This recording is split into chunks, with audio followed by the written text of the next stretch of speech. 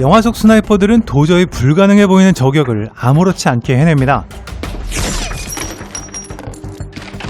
백발백중의 명중률은 물론이고 달리는 차에도, 달리는 기차에도, 적의 형태도 알아보기 어려운 먼 거리에서도 목표물을 정확히 명중시킵니다.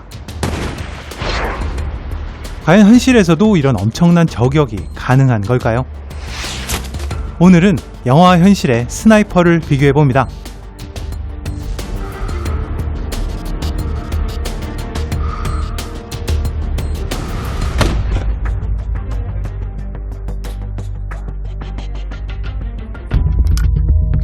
먼저 스나이퍼에 대한 아주 간단한 궁금증부터 시작해보겠습니다. 영화를 보면 스나이퍼들은 조준을 할 때 양눈을 다 뜬 스나이퍼도 있고 이렇게 한쪽 눈을 감는 스나이퍼도 있습니다. 심지어 한쪽 눈을 편하게 감기 위해서 이렇게 멀쩡한 눈에 안대를 쓰는 경우도 있는데요. 저 같은 일반인이 보면 당연히 한쪽 눈으로 스코프를 보기 때문에 다른 쪽 눈은 감는 게 맞는 것 같습니다. 과연 한쪽 눈과 양쪽 눈 어느 쪽이 맞는 사격 자세일까요? 한쪽 눈을 감고 안 감고에 정해진 법칙은 없습니다. 쉽게 말하면 어느 쪽이건 본인에게 편한 방법이 정답일 수 있는데요. 하지만 오랜 기간 스나이퍼로 활동한 전문가들의 말에 따르면 양쪽 눈을 다 뜨는 게 더 효율적이라고 합니다. 사람의 눈은 도미넌트 아이, 우리말로는 우세안이라는 것이 있습니다. 오른손잡이, 왼손잡이가 있는 것처럼 눈에도 더 우세하게 쓰는 눈이 따로 있다는 건데요. There's one really simple way to find eye dominance, and that is to make a triangle with your hands and then hold it up to an object in the distance. Look through that triangle and then slowly bring that triangle back to your eye. You'll see one of my eyes, and that would be my dominant eye. 간단한 반복 훈련을 통해서 익숙해지기만 하면 양쪽 눈을 모두 뜨고 조준을 해도 우세안으로 보는 스코프의 조준점에는 방해를 받지 않을 수 있습니다.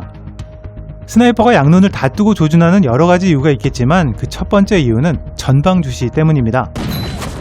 저격수는 스코프로 보이는 좁은 시야만이 아니라 전방의 모든 상황을 항상 주시하고 있어야 합니다.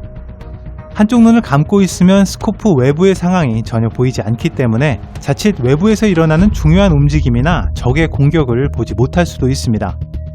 더불어서 저격수의 생명은 기다림입니다. 몇 분, 몇 시간이 아니라 며칠을 기다려서 하나의 목표물을 저격하는 경우도 있는데요. 이렇게 오랜 시간 한쪽 눈을 계속 감고 있으면 눈을 감는 근육에 무리가 가기도 하고 오래 감고 있던 다른 쪽 눈을 떴을 때 양쪽 눈이 빛을 받아들이는 정도가 달라져서 시야에 영향을 미치기도 합니다. 양궁 선수들만 봐도 대부분의 탑 클래스 선수들은 양쪽 눈을 다 뜨고 조준하는 게 일반적이죠. 지금 보시는 장면은 아메리칸 스나이퍼의 한 장면입니다. 이라크에 파병됐던 실존 스나이퍼 크리스 카일의 이야기를 다룬 이 영화에서 주인공은 자동 소총이 아닌 한 발씩 장전하는 볼트 액션 라이플을 사용합니다. 그가 복역했던 2000년대에는 스나이퍼 라이플도 가스 장전 방식의 다양한 종류가 있었을 텐데요. 왜 굳이 불편하고 연사도 어려운 볼트 액션 라이플을 사용했을까요? 대부분의 장거리 저격이 등장하는 장면에는 어김없이 볼트 액션 라이플이 등장합니다. 볼트 액션은 사수가 직접 레버로 노리쇠 뭉치를 당기고 한 발씩 장전하는 수동 라이플인데요. 일단 가스 장전식 자동 소총에 비해서 부품수가 현저히 적고 단순한 구조로 되어 있어서 관리가 수월하다는 장점이 있습니다. 더불어서 볼트 액션의 장점 중 하나는 트리거의 압력 조절이 수월하다는 점입니다. 저격수들은 각자가 선호하는 트리거의 압력, 즉 방아쇠를 당기는 적절한 힘이 있습니다. 볼트 액션 라이플은 나사 하나로 방아쇠를 당기는 힘을 쉽게 조절할 수 있기 때문에 본인에게 가장 잘 맞는 적절한 힘과 타이밍에 격발되도록 세팅할 수 있습니다. 하지만 무엇보다 스나이퍼들이 볼트 액션 라이플을 사용하는 가장 큰 이유는 높은 안정성과 정확도 때문입니다. 가스 장전 방식은 격발과 동시에 노리쇠 뭉치가 후퇴하고 탄피 배출과 재장전까지 많은 부분이 움직입니다. 반면 볼트 액션은 사수가 당기는 방아쇠와 총알을 때리는 공이 딱 이 두 가지만 움직이죠.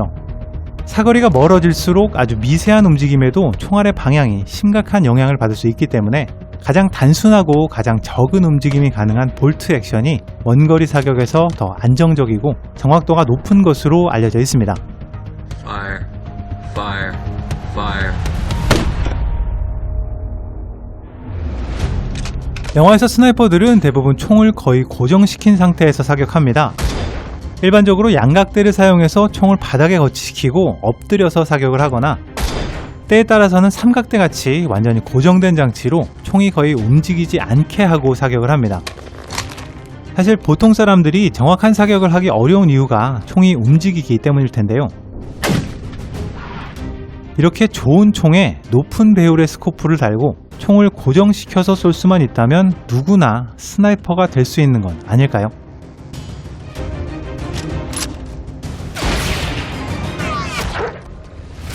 장거리 사격은 단순히 목표물을 정확히 조준하는 것 이외에도 고려해야 할 사항들이 무척이나 많습니다. 일단 제일 먼저 목표물까지 정확한 거리를 알아야 합니다. Range it. 870 yards and closing. 총알은 직선으로 날아가는 것이 아니라 중력의 영향으로 포물선을 그리면서 떨어지기 때문에 거리에 따라 조준해야 하는 높이가 완전히 달라집니다. 또 거리가 멀어질수록 바람의 영향을 많이 받기 때문에 정확한 풍향과 풍속도 알아야겠죠. 이 밖에도 탄두의 비행에 영향을 미치는 기온, 습도, 고도와 기압, 또 거리에 따라 달라지는 총알의 비행 시간, 심지어 아주 초장거리 저격에서는 그 날아가는 시간 동안 지구의 자전 속도까지 감안해야 합니다. 이런 다양한 요소들을 신속하게 파악하고 상황에 맞게 대입해서 거기에 꼭 맞는 정확한 조준점을 찾아내는 것. 바로 이런 능력이 훌륭한 스나이퍼와 일반적인 사람들과의 진짜 차별점이라 할 수 있습니다. 가끔 영화에서 보면 스나이퍼들이 작은 노트를 가지고 다니는 걸 볼 수 있는데요. 이 노트는 훈련과 실전에서 여러 요소들에 따른 미세한 차이들을 계속 기록해서 비슷한 상황을 만났을 때 적용하기 위한 노트입니다. 다양한 교육과 혹독한 훈련을 거쳐 양성되는 특수부대의 저격수들은 매주 2,000발에 달하는 실탄을 사격한다고 합니다. 단순 계산하면 1년에 10만 발, 전역할 때까지는 20만 발이 넘는 사격을 한다는 의미인데요. 다른 거리, 다른 날씨, 다른 고도와 다른 계절에서 끊임없는 사격을 반복하면서 어떤 요인들이 총알의 비행에 영향을 미치고 이를 어떻게 극복해야 하는지를 끊임없는 경험으로 습득하게 됩니다. 결국 훌륭한 스나이퍼는 타고난 재능보다는 끊임없는 훈련으로 채워진 경험에서 나온다 할 수 있습니다.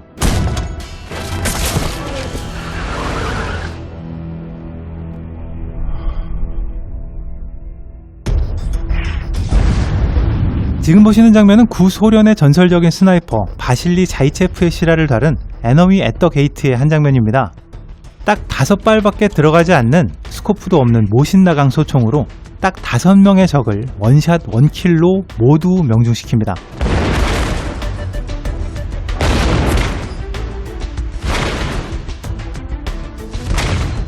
저는 솔직히 이 영화를 보면서 이건 좀 심하다 하는 생각이 들기도 했었는데요. 과연 현실의 스나이퍼들도 정말 이런 백발백중의 사격이 가능한 걸까요? 실제 아프간에 파병되어서 스나이퍼로 복무한 특수부대 출신의 의견에 따르면 이 영화에 등장한 저격은 충분히 가능한 설정이라고 합니다. That's not a hard shot. 그것도 엄청 대단한 스나이퍼가 아니라 평균 이상의 실력만 된다면 이 정도의 명중률은 충분히 나올 수 있다고 하는데요. A good sniper, not even a great one, a good sniper could pull that off. 그 이유는 바로 거리 때문입니다. 지금 보시는 장면은 100m 사로에서 30cm 크기의 움직이는 표적을 맞추는 훈련 장면입니다. 레전드급의 엄청난 스나이퍼들이 아님에도 불구하고 모든 사수들이 이 정도의 거리에서는 움직이는 표적도 쉽게 명중을 시킵니다. 사거리가 멀어질수록 단순히 목표물의 크기만 작아지는 것이 아니라 탄속이 점점 느려지면서 바람을 비롯한 여러 요소들에 훨씬 많은 영향을 받게 됩니다. 짧은 거리에서는 이런 외부적인 요소들의 영향이 거의 없기 때문에 정확한 거리와 바람만 감안한다면 충분히 높은 명중률이 나올 수 있는 거죠. 바실리가 있는 장소에서 목표물까지의 거리는 50m 남짓밖에 되지 않는 짧은 거리입니다. 스코프가 없는 소총을 사용했다는 핸디캡을 감안하더라도 육안으로 목표물의 식별이 가능한 이 정도의 거리에서는 훈련된 사수라면 충분히 저격이 가능할 수 있습니다. 실제로 한국전에서 우리 군에 큰 타격을 줬던 중국의 저격수 장 타오팡은 스코프가 없는 모신나강으로 214명을 저격한 것으로 알려져 있고요. 역사상 최다 저격을 기록한 핀란드의 스나이퍼 시모 헤이에 역시 스코프 없는 모신나강으로 소련군 542명을 저격한 것으로 알려져 있습니다.